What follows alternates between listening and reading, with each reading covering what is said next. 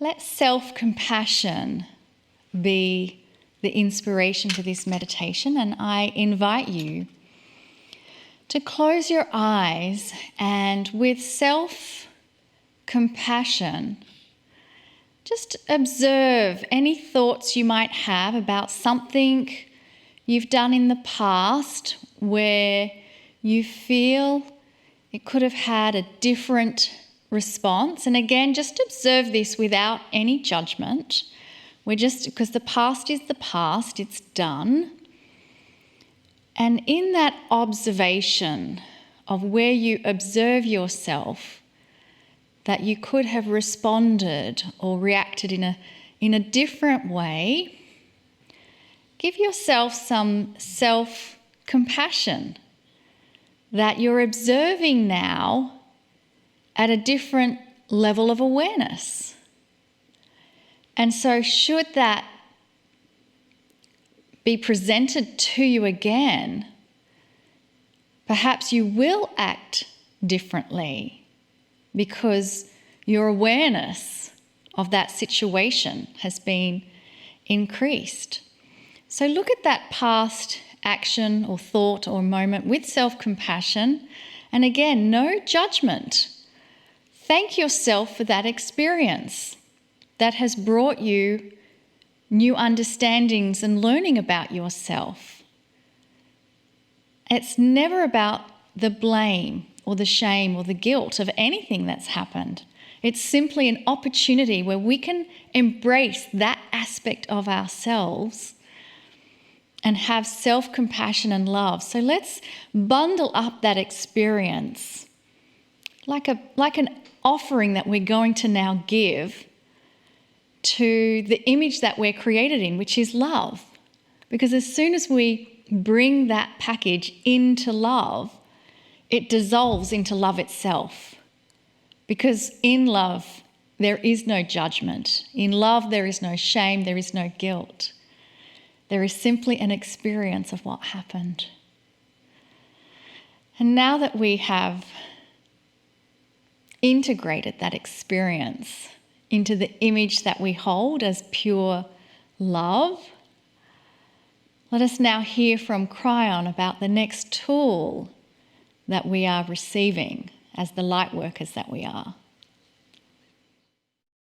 Greetings, dear ones. I'm Kryon of Magnetic Service. This is the 4th channeling in a series of 8. And we're presenting in these channelings different tools, if you want to call them that. Some even call them gifts, that are different energies that are needed for different times. We have said in many channels before, specifically the 3 before this one, that this particular planet is undergoing a shift. And the shift actually promotes an evolution of consciousness. And some would say, well, what does that actually mean? Do we get smarter? Consciousness is not a measure necessarily of brilliance or smartness that you could measure on an IQ test. Instead, it's a measure of wisdom. Reaction is part of wisdom. What a human does in light of what is around them is a measure of wisdom. When humans understand a bigger picture, they're less apt to push a dysfunctional envelope of emotion your way. Let me put that in words perhaps that are better. Humans are less apt to react in anger. But the tool that we are going to examine this day, and the one that we're going to talk about later in the Circle of 12 this day, has to do with what was even discussed in the questions, in the discussion that you've heard so far. It has to do with reactions during stress and drama. Specifically, what we will call drama. Now that has a lot of faces, dear ones. If somebody is angry and you step into an angry situation, whether they're angry at you or someone else, you are stepping into the energy of drama. If somebody is worried or stressed or weeping, that is the drama that is there for them, that you may step into as well.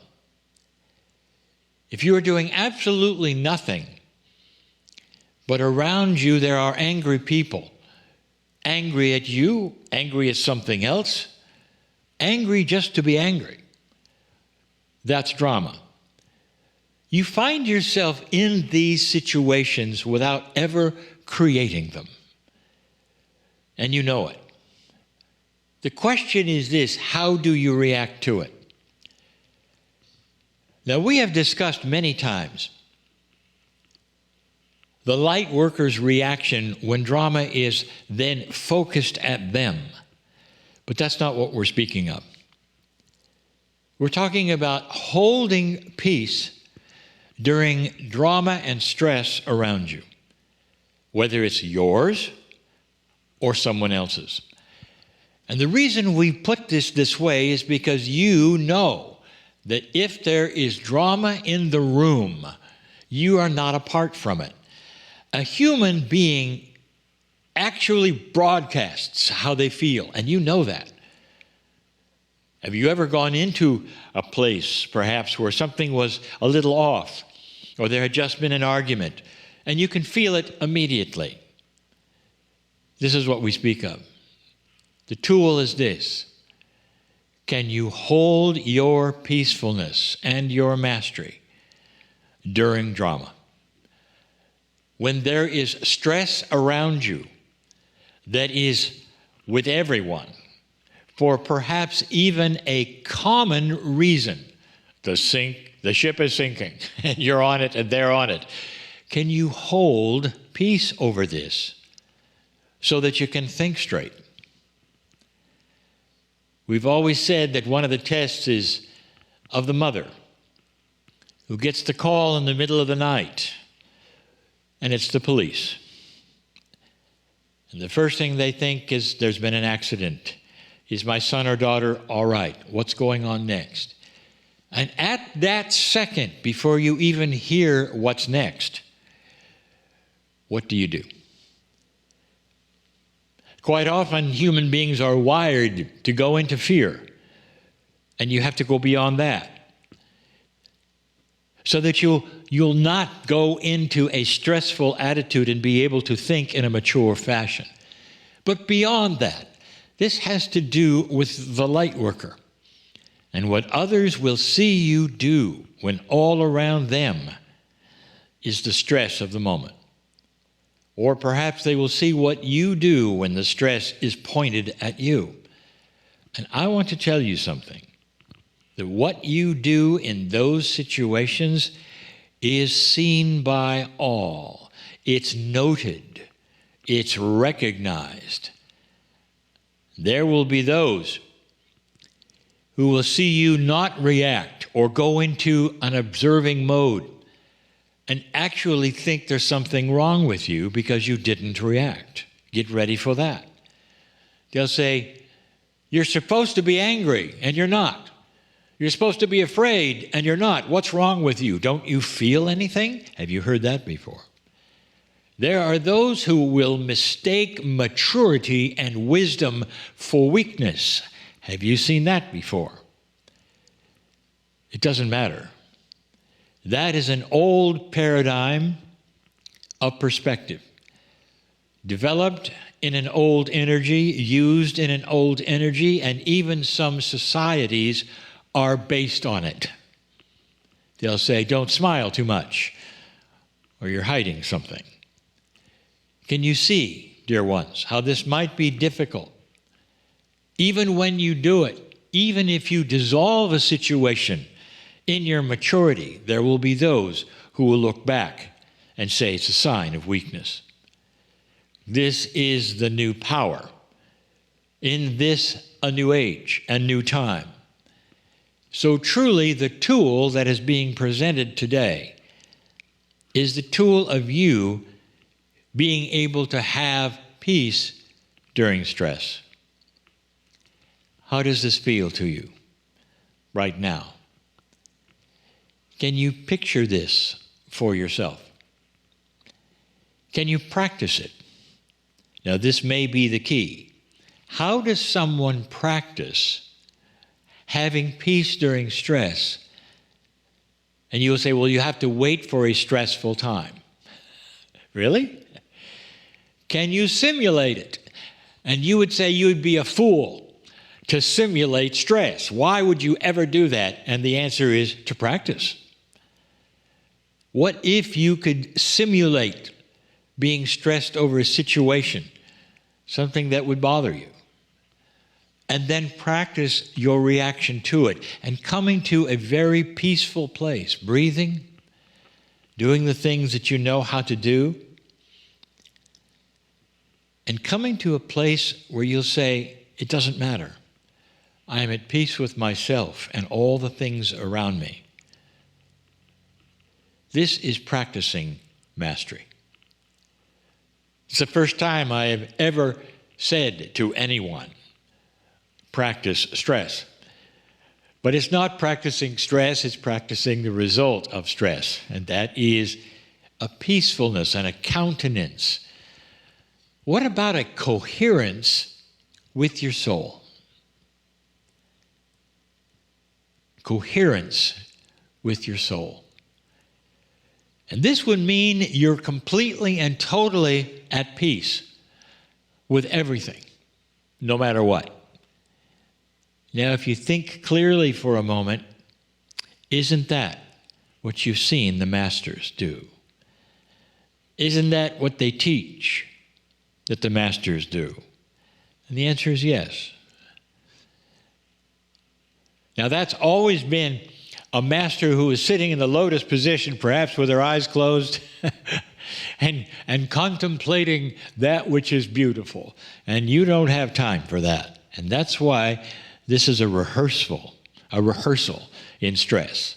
Think on your feet for a moment. How would you react? In whatever situation you can think that might be stressful for you, that might have drama around you regarding perhaps more than one person. A fight is in progress of words. What do you do? How can you not be involved, but instead have coherence with both of them in a way where you broadcast your peace to those who are arguing or fighting in words? Do you see what I'm saying? The more you put yourself in these positions, in a rehearsal of these things, the more comfortable you will be when it comes right down to doing it. It perhaps is one of the hardest things you're going to learn because it requires emotions be controlled. And you convert that which is perhaps in reaction, frustration, and anger into peace. When you have to then negate fear completely and then turn it into love.